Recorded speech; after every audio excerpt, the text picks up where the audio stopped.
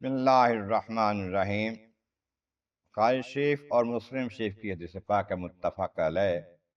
عن عائشہ رضی اللہ عنہا، سیدہ عائشہ صدیقہ رضی اللہ تعالی عنہا ام المؤمنین سے روایت ہے، ان النبی صلی اللہ علیہ وسلم دخل علیہا، جناب رسول کریم رحمت عالمین صلی اللہ علیہ وآلہ وسلم ان کے پاس تشریف لائے، گھر میں تھیں، وہ تشریف لے آئے۔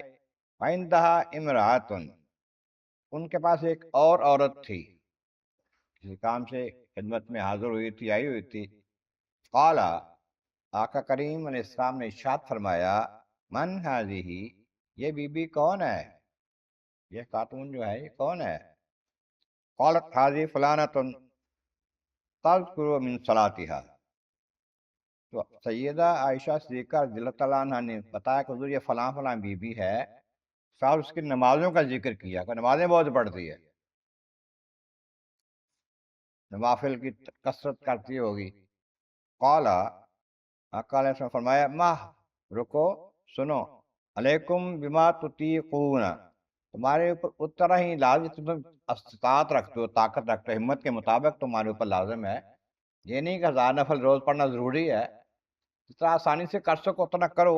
اس لیے فواللہ لا یمل اللہ حتی تملو، اللہ کی قسم، اللہ تبارک و تعالی تمہیں عطا کرنے سے نہیں تھکتا، اکتاتا نہیں ہے، اس کی عطاؤں میں کمی نہیں ہوتی، رکاوٹ نہیں ہوتی، جتنا کرو گے وہ دے گا، لیکن حتی تملو، تم تھک جاؤ گے، تم اکتا جاؤ گے زیادہ بات سے عرض کرتے کرتے۔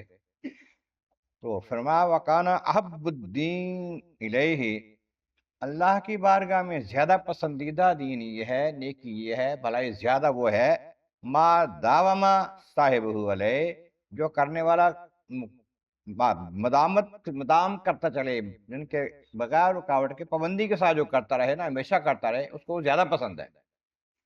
تھوڑا عمل کرتا ہے لیکن مستقل کرتا ہے، کبھی کر لیا کبھی پھر تھک کے آ کے بیٹھ کے، ایسا نہ ہو، یہ زیادہ پسندیدہ ہے۔ اللہ تبارک و تعالیٰ جل وعلا میں نیکیوں کی، بھلائیوں کی توفیق عطا فرمائے، مستقل عطا کرے۔